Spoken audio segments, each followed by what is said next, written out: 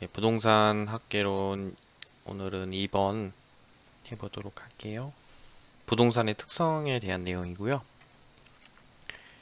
이제 부동산의 특성에 대한 설명으로 옳은 것은 고르는 거고 하나가 옳은 거고 나머지 4개가 틀린 거겠죠. 이제 부동산의 특성을 보면 크게 한 4가지 정도로 나눌 수가 있어요. 부동산 생각하면 이름 자체에도 들어있듯이 움직이지 않는다. 이게 가장 중요한 특성이잖아요. 그래서 그걸 부동성이라고 하는데 또 다른 말로 생각을 해보면 이게 고정되어 있다고 생각할 수 있죠. 그래서 여기 이런 특성에서 파생되는 어떤 그런 그 속성이 있는 거예요. 그래서 예를 들어서 국지화되어 있다라는 설명이 나오면 이게 바로 부동성에 해당하는 거고, 또 우리가 나오는 선지 중에 외부 효과라는 말이 나오는데, 이제 외부 효과라는 것도 결국에는 그 공간에 있어야 그 주변에서의 어떤 효과를 받잖아요. 그래서 움직이지 못하기 때문에. 만약에 움직일 수 있으면 예를 들어 주변에 뭐 공장 폐수가 있는데 움직일 수 있으면 다른 데로 움직여 버리니까 외부 효과가 발생하지 않겠죠. 근데 이제 움직일 수 없기 때문에 그런 외부 효과에 적용을 받는다. 이런 거고. 그다음 또 임장 활동이라는 말이 나오는데 임장 활동이 우리가 소위 말해서 그 물건을 보러 가는 거잖아요. 그래서 마찬가지로 얘가 움직이지 않기 때문에 저희가 움직여야겠죠. 얘가 움직일 수 없으니까.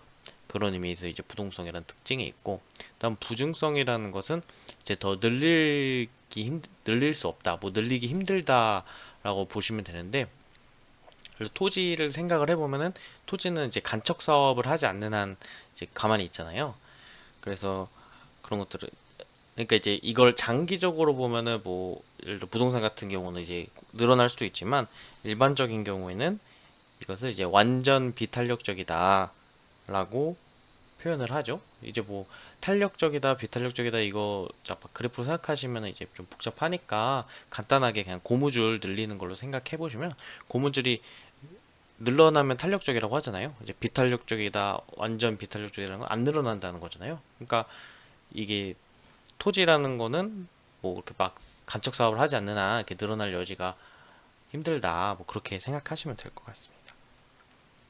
그래서 뭐 또 최유효 이용의 근거가 된다 뭐 이런 식으로 말이 되죠. 그러니까 최유효라는 건 가장 효율적으로 쓰자는 거죠.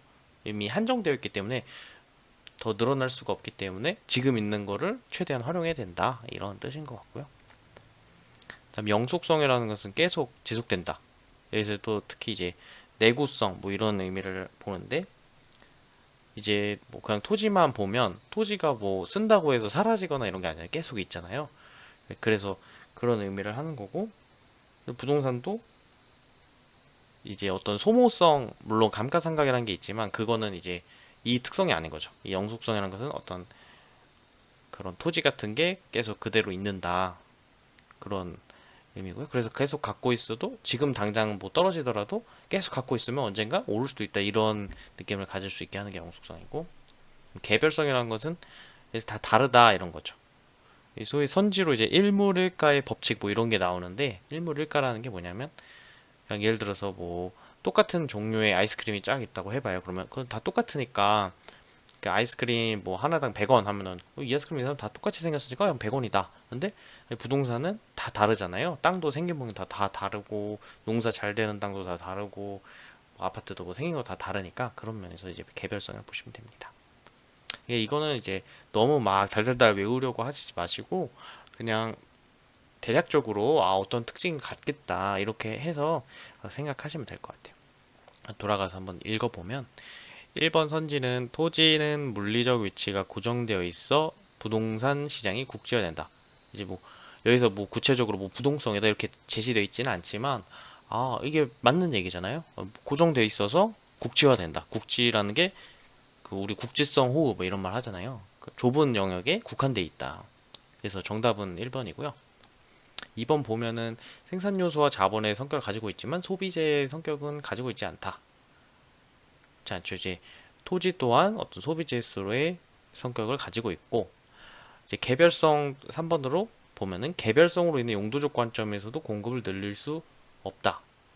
근데 이제 개별성을 갖는 건 맞는데 이제 용도적 관점에서도 공급을 이게 무슨 소리냐면 이제 보면은 뭐 우리가 뭐 이거는 뭐 어떤 용도로서 그게 있잖아요. 예를 들어서 뭐 주거 주거 건물, 뭐 무슨 건물, 뭐 이런 주거용 용지, 뭐 이런 게 있잖아요. 용지마다. 왜 그게 원래 뭐 농업지였는데 이것을 뭐 어떻게 이제 상업용지로 개발을 충분히 할 수가 있잖아요. 그런 면에서 이제 공급을 늘릴 수 있다고 볼 수 있고, 사실 이제 개별성에 대한 설명도 맞지 않죠. 4번은 부증성으로 인해 특정 용도에 대해서도 장단기적으로, 여기서 보면 이제 헷갈리기 쉽게 하는 것이 이제 특정 용도에 대해서도 장단기적으로 완전 비탄력적이다. 이제 특정 용도는 건 방금 말했듯이 어떤 일정 뭐 상업 용도 토지에서 또 장기적으로 보면 충분히 늘어날 수가 있는 거잖아요. 예를 들어 농업용지가 100이 있었고 상업용지가 100이 있었는데 농업용지 50을 떼다가 상업용지 50으로 해서 150으로 만들 수가 있잖아요. 그래서 무조건적으로 다 완전 비탄력적이라고 보는 거는 틀린 선지라고 보시면 되고요. 특히 여기서 특정 용도에 대해서.